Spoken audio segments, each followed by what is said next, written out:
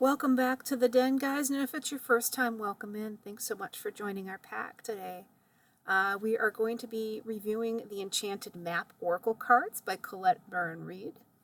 It does come in a very nice keepsake box, that nice firm cardboard. And it is coming with a nice, actually fairly thick guidebook. Look at that. They usually aren't that thick when we're getting them in.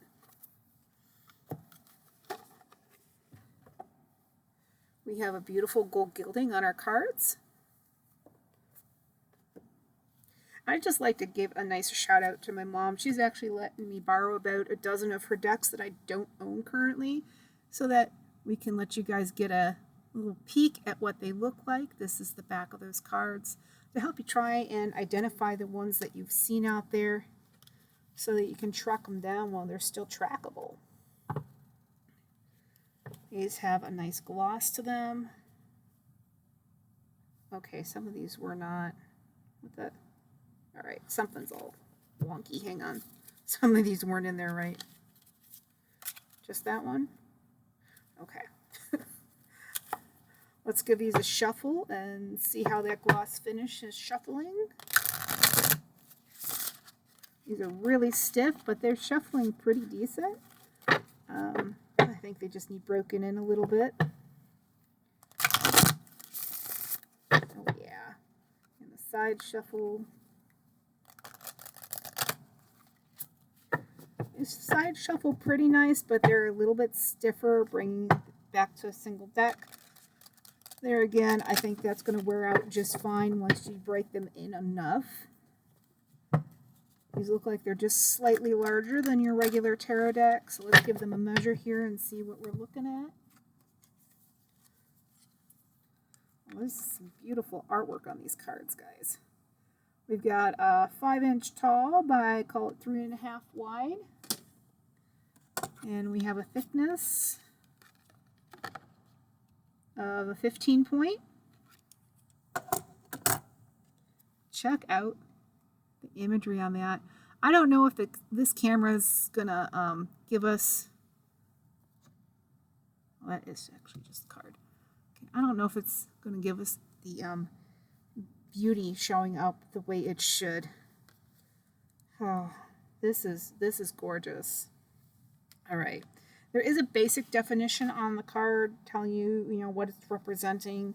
But obviously we can go to the book for more definition. You know me, I've been working on this whole intuitive reading thing. So unless I'm not quite sure, I'm just going to go based off of what I feel. Certainly if you're finding other meanings in the cards, don't hesitate to trust what your gut's telling you about it. Because your higher self knows all I'm doing is reading for a collective. So the message may not resonate. You may pick up on something completely different, or you may not feel it's for you at all, and that's fine. There's no harm in that. Just because that particular message isn't for you doesn't mean that the cards won't read well for you. If you're really drawn to them, go find them. That's what I did for the deck that started this whole channel. It took me over a year to find it, but it was totally worth it. If they're pulling you in, if they're screaming you, if you can't walk away without thinking about them, consider finding them and getting a chance to work with them. We're going to ask our deck today if it has any messages for those that are viewing it, and ask if they be for their highest good, and no more than 3, please. Okay, we've got rescue, up to 2 more messages coming out for the highest good of those watching this collective.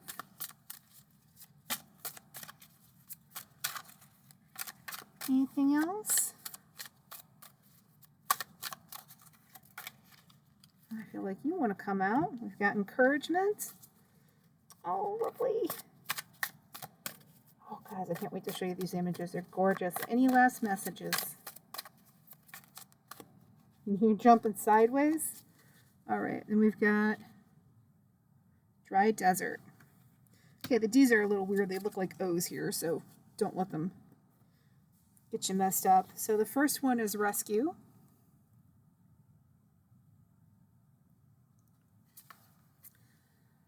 Looks like somebody just coming out of being in hermit mode, right?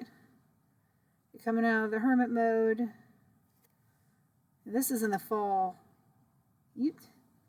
we've actually got a little bit of a good chunk of the seasons. We've got the person in the hot air balloon looking on. I feel like someone thinks they have to come rescue you, but you really don't feel like you need rescued. You're like, nope, I'm over here minding my own business. I'm doing my thing. I don't need rescue. This is my path. This is where I belong. This is where I'm supposed to be. I feel like you have a lot of people right now looking on at you in your life that don't understand the path you've chosen.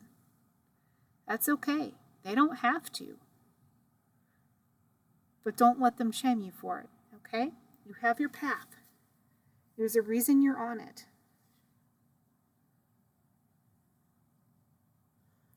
Maple trees might be significant. I'm seeing a mushroom, although I couldn't tell you what type. You've got the rainbow at the top. You've got the waterfall for the emotions. You've got the maple tree for the fall. I mean, it is turning red. You've got the night sky. I feel like it's a spiritual path that you're on that they don't understand. They don't have to.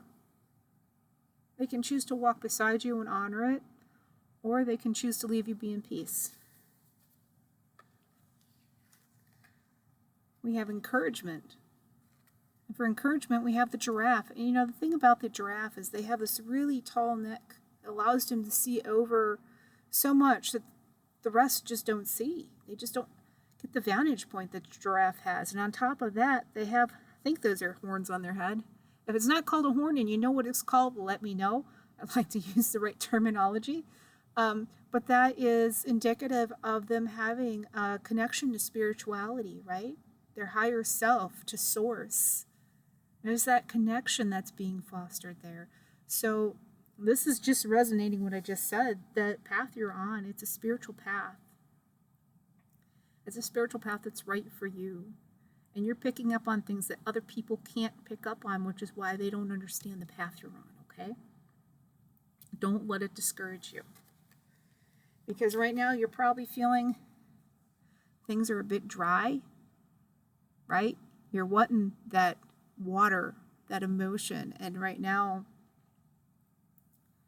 you're feeling like you're in a dry, arid desert, right? What little bit of emotion you have, you see in those cactus, the only water out there, that little bit of emotion you have, you're keeping bottled up inside. And I am going to encourage you to talk to spirit, all right? You might need to consume more water too. You're feeling overly dehydrated. And then right now, as I'm talking, we're in winter here in the Northern Hemisphere. So we tend to dehydrate easy anyhow. But the increase in water, A, is going to help you flush toxins from your body, but it also helps to amplify your connection to spirit, right? So making sure we're getting enough water right now to help with that spiritual connection, to help us have the fortitude we need to stay in our path, even though it feels like it's a dry desert right now. Guys, I'm just coming out of this dry desert personally, okay? I know what this is like. I didn't think I'd ever find people who understood me. And after almost 48 years, I'm finally starting to find some people that start to understand me, all right? So no matter how alone you might feel on this path, if this is where you feel you're called, hold true and you will find those people. There's going to be a lot of weird stuff thrown at you along the way. They're going to want to make sure that you're sure, right? You'll get tested by spirit, not always by the good spirits, but you will get tested. If you hold true, you keep your faith, and your faith is going to keep you, okay? You can do this. You absolutely can. Have faith in yourself. Remember, when you're in your own space, you're happy, right? It's just, it can feel isolating at times, but you're not going to need rescued. But you will find people coming into your life when it's the right time that are going to be your community. All right? You really will. And in the meantime, you've got nature here You've got Gaia here. You've got Spirit here. They're letting you know. They're encouraging you to follow your own spiritual path and have faith in yourself, okay? Because you're going to do this. This dry desert's temporary. And even what feels barren, there's still a bird up there. I'm sorry, that looks like a seagull. She can't be very far from the water. Seagulls, albatrosses, they don't show up in the middle of the desert. She's not far from water. She just doesn't see it yet. It's there. It's there. She's right on the edge of reaching to where she can see it. All right? And so are you. You've got this. I love you. Be safe. And we'll see you next time. Thanks so much.